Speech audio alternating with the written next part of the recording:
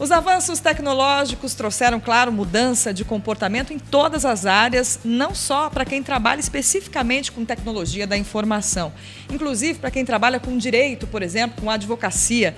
E a gente vai falar um pouquinho sobre os desafios da profissão na era digital com o professor Sérgio Baixa, que é diretor da Faculdade de Direito da Universidade do Vale do Paraíba. Tudo bem, professor? Tudo bem, boa tarde, é um prazer estar aqui. O prazer é todo nosso em recebê-lo para a gente falar um pouquinho sobre os desafios, né, que a profissão de advogado hoje tem diante dessa era digital, com os avanços tecnológicos. Mas antes, eu queria saber o que trouxe de novo, o que a digitalização trouxe de novo para a profissão. A digitalização trouxe uma facilidade enorme para a profissão no que tange a mobilidade, principalmente. Com o peticionamento eletrônico, o profissional da advocacia não precisa mais se deslocar do seu escritório para ir ao fórum. Então, ele elabora as petições, todos os tipos de petição, e envia eletronicamente. Então, o grande benefício é relativo à mobilidade.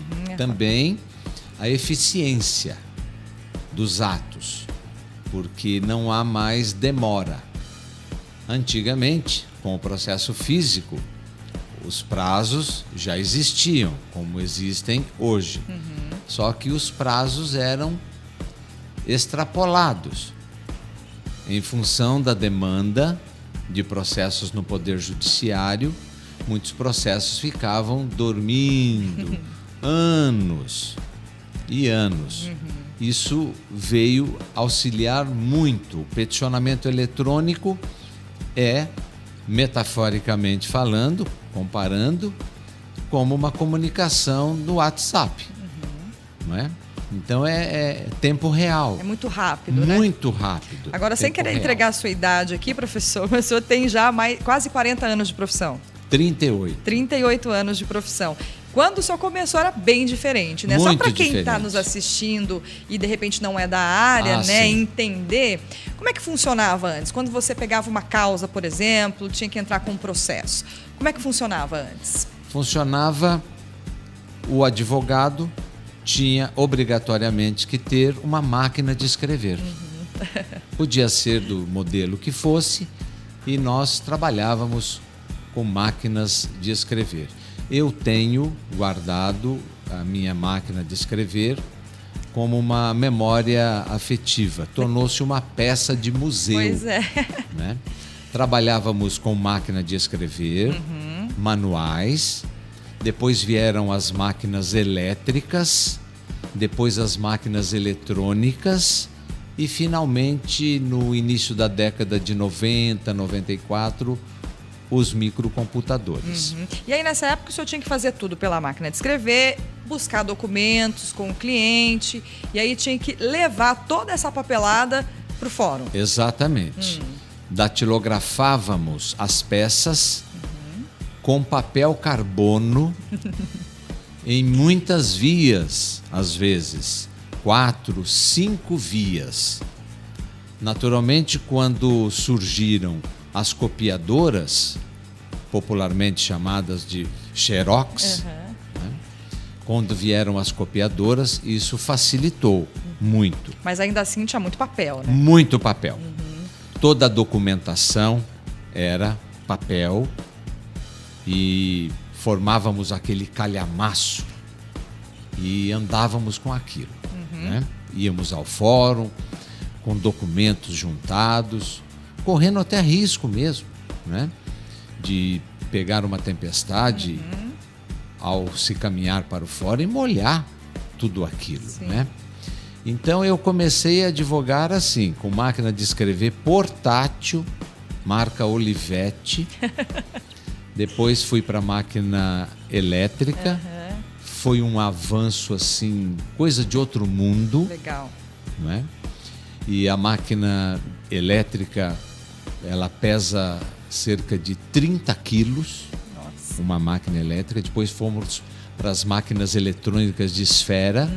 E depois o computador. Quando chegou o computador, nós ficamos... Tava no céu. No céu. porque corrigia o texto com facilidade, copia, cola, né? Pois é. E aí esse trâmite todo de entregar esse material também, que eu acho que demandava bastante tempo do advogado. Bastante né? tempo quando o advogado ia ao fórum distribuir uma ação. Então, levava aquela papelada, ia ao cartório do distribuidor, esperava na fila, porque o cartório tinha que conferir todas as petições e documentos de todos que protocolizavam. Enfim, ganhamos muito em tempo. Aí, a partir de 2013, Exato. a situação mudou. Mudou. Hoje, como é que funciona? Hoje funciona assim. Até 2013, todos os processos chamados físicos, ou seja, todos os processos em papel, continuam em papel. Perfeito. Os que forem acabando, acaba e pronto. Os que ainda tramitam no fórum, o peticionamento tem que ser em papel. Não pode ser eletrônico. Então, ainda exige que o advogado Vá até o cartório. Vá até o cartório do fórum, se ele ainda for mandatário, não é, responsável por processos físicos. Há muitos processos físicos, há milhões de processos físicos. Perfeito. Para você ter uma ideia, e seu público, hoje no Brasil, há mais de 100 milhões de ações propostas, né? É uma ação para cada 2 habitantes. Nossa, é muita coisa. É muita ação. De 2013, entrou em cena o peticionamento eletrônico, que não foi de uma hora para outra, não foi da noite para o dia, porque aí, então, entram os desafios. Pois é. Agora, esse peticionamento eletrônico, ele é exatamente como o senhor colocou aí, simples. Como se eu estivesse mandando uma mensagem pelo WhatsApp, por exemplo. Sim. Todo o material eu posso digitalizar Exato. e enviar online em tempo real. É isso? Exato. Contudo, tem que aprender o sistema do peticionamento eletrônico. Pois é, aí é que entram os desafios. Exatamente. Né? É como aprender a trabalhar com sistemas e programas na informática. Pois é, aí quem entra, por exemplo, na faculdade de Direito e não tem muita intimidade ou exatamente escolheu essa área porque não gosta muito de informática, enfim, acaba se surpreendendo também, né? Porque agora a pessoa precisa estar aí atenta a essas mudanças. Precisa. Então, a jovem que ingressa na faculdade de Direito hoje, ele tem uma facilidade, porque ele é um jovem da internet. Sim. Né? Ele é um jovem da informática e lida com o celular, lida com o notebook, com o tablet, microcomputadores. Então ele já ganha muito com isso. Quando ele chega no estágio da advocacia, a chance de ser peticionamento eletrônico é de 98%. Perfeito. Salvo se ele for fazer estágio no escritório de um advogado bem mais antigo, já bem idoso, que ainda não se adaptou. Não se adaptou. Porém, esse advogado só pode trabalhar com os processos antigos. Porque se ele receber uma ação nova, ele terá que aprender o sistema do peticionamento eletrônico. Esse sistema é muito complicado, é muito complexo? Ele não é fácil. Ele não é fácil. Porém, a cabeça do jovem hoje é propícia para isso. Perfeito. Uma coisa é um jovem, hoje aos 17, 18 anos, aprender o sistema do peticionamento eletrônico, os sistemas. Outra coisa é um advogado com 60, 65, 70 anos aprender os sistemas de peticionamento. Até antes um pouquinho, né, professor? Porque, Sim. Por exemplo, hoje um advogado com 40 anos de idade, ele fez faculdade, provavelmente, num momento, numa época, e começou a advogar em período que nada era eletrônico ainda, né? E muito interessante essa sua colocação, por quê? Vamos colocar por faixa etária. Vamos lá. Então, o advogado, advogada hoje com 23, 24 anos, ele vai começar a trabalhar já conhecendo os sistemas do peticionamento eletrônico devido à gama de informações que ele recebeu desde o aparelho celular, notebook, tablet e os estágios. Já está familiarizado com a tecnologia, né? Este não vai ter problema algum para ele, aquilo é uma facilidade muito grande. Para o de 40 anos, 45 anos, ele pegou a fase do peticionamento físico em papel. E está no meio do caminho No ainda. meio do caminho. Este sofreu muito. Este foi o profissional da advocacia que mais sofreu. E a terceira hipótese é o advogado já mais idoso, com mais de 60 anos, que tem dificuldade para aprender o sistema. E aí entra a tremenda curiosidade, ou seja, os estagiários do seu escritório é quem Vão te ensinar. vão ensinar e vão mover os peticionamentos eletrônicos. Então, o advogado mais conservador, ele vai redigir tudo à mão, passa para o estagiário ou para o assistente advogado do seu escritório, que transformará aquilo tudo em peticionamento eletrônico. Agora, só estava me explicando aqui que os sistemas eles são diferentes. Em cada estado é um sistema diferente, é isso? Exato. Em cada estado, cada tribunal adota um sistema. É possível que haja coincidência Sim, claro. desses sistemas entre tribunais nos estados.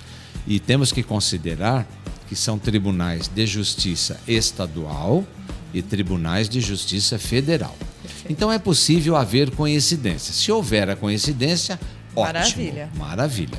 Se não houver, o advogado vai ter que se informar através de um atendimento ao profissional da advocacia. Os tribunais mantêm plantão de atendimento e orientação para capacitar aquele profissional como peticionar ali. O grosso do sistema é praticamente igual. Semelhante. Algumas características, alguns detalhes de tribunal para tribunal, de justiça estadual com justiça federal é que haverá mudança. Por exemplo, no estado de São Paulo, a justiça estadual, Tribunal de Justiça do Estado de São Paulo, tem um sistema. A Justiça Federal Trabalhista do Estado de São Paulo tem outro sistema. Então, o advogado que milita nas causas cíveis e criminais da Justiça Estadual trabalhará num sistema. Esse mesmo profissional, se for trabalhar com causas trabalhistas, ele vai ter que aprender o sistema da Justiça do Trabalho, que é Justiça Federal. Mas, como já conversamos, o jovem advogado não vai encontrar barreiras. Quem irá encontrar barreiras são os profissionais que estão na faixa de 40, 50 anos e os de mais de 60 anos. Agora, professor, existem questionamentos com relação à confiabilidade desse material, assim, de você enviar eletronicamente? Existe algum tipo de questionamento? Os clientes, por exemplo, duvidam ou questionam se isso de fato vai para o lugar certo, se a pessoa vai checar realmente esse material, como está sendo enviado eletronicamente, será que o juiz de fato vai analisar ou não? Olha, é uma observação muito interessante a sua. Até hoje tem pessoas que não acreditam que o homem foi à Lua. E nós temos clientes que querem ver. Sim. Eu quero ver o processo, né? Eu quero ver o processo. Então, o advogado, obediente à determinação do cliente, imprime as peças e repassa para o cliente. Mas, a bem da verdade, não há nenhum tipo de questionamento quanto à fidelidade do sistema e à confiabilidade do sistema. Os tribunais estão muito atentos a esse aspecto, inclusive, não raras vezes, os sistemas saem do ar. Verdade. Como saem nos nossos microcomputadores domésticos. o sistema cai, a internet está fora do ar. O tribunal é o primeiro a saber do problema. Sabedor do problema, se tiver no prazo do dia, que é meia-noite, 0h, e o advogado encontrou aquele problema, ele notifica o tribunal se certifica da veracidade e o prazo dele, então, é dilatado. Ah, legal. Quando o sistema dá pane, o próprio tribunal prorroga o prazo. Então, deu pane às 23h20.